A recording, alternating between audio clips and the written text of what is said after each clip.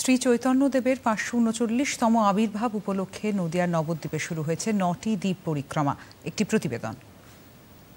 শ্রী চৈতন্যদেবের ৫৩৯তম আবির্ভাব উপলক্ষে নদিয়ায় চলেছে ৭২ কিলোমিটার ব্যাপী নবদ্বীপ মণ্ডল পরিক্রমা। ধামে মণ্ডল পরিক্রমার গুরুত্ব অপরিসীম। দোলের আগে বিশ্বের বিভিন্ন প্রান্তের মানুষজন নবদ্বীপের ৯টি দ্বীপ পায়ে হেঁটে পরিক্রমা করে থাকেন।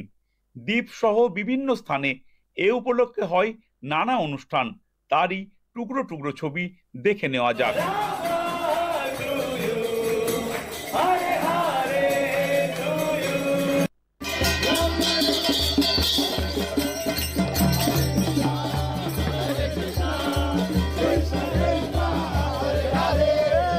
বিভিন্ন দ্বীপে রাত্রিবাস করেন পরিক্রমাকারীরা।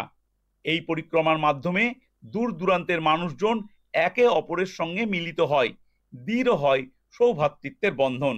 ইসকনের গৌরধাম দাস পরিক্রমা নিয়ে জানিয়েছেন, আমাদের এখন বর্তমানে প্রায় ৬১টিরও বেশি দেশ থেকে সারা বিশ্ব জুড়ে ভক্তবৃন্দ এখানে এসেছেন, যারা